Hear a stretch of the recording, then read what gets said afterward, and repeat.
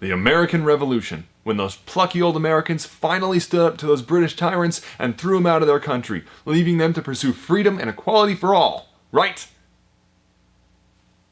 Kinda.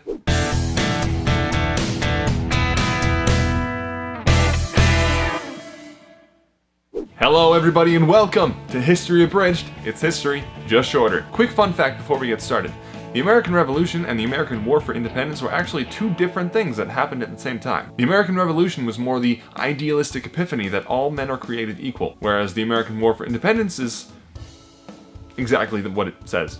So the American Revolution more or less started after the 7 Years' War. The British were a little bit broke because, wars ain't cheap, so they decided to make a little bank off their American colonies by introducing the Stamp Act. There was actually a little more to it than that, but this is history abridged, so I'm giving it to you abridgedly. The Colonials weren't only upset about the tax, they were also upset about the fact that they had no representation, no one to complain to, so there wasn't a whole lot that they could do. Eventually the Stamp Act was repealed, but it was more or less replaced with the Townshend Act, which cracked down on them rowdy Americans and their protests. There were more protests, more acts, a massacre where only 5 people died, then the Americans tried to invade Canada and failed, and then they eventually declared themselves independent by signing a document called the Declaration of Independence. It's not very creative, but it works, I guess.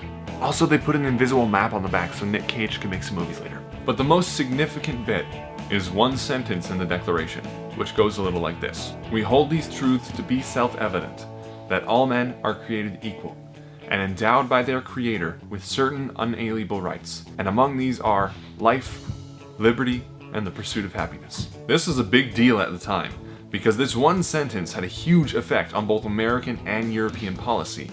It was one of the first times that the concept of equality was actually introduced into a legal document. Granted, American equality had a long way to go. When they said that all men are created equal, what they meant was all white men with a significant amount of land were equal. And even before the war started, America was more or less independent. They were ruled by the same people who ruled them before the war, and they were already doing pretty much everything a country does. And the war definitely did not go exactly the way people seem to think it did, but that's another video for another time. The American Revolution was a significant time in history.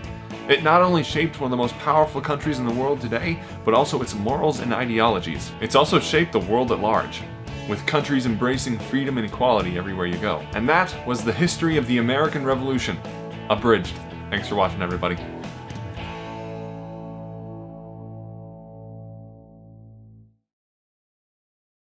We hold these truths to be self-evident, that all men are created equal.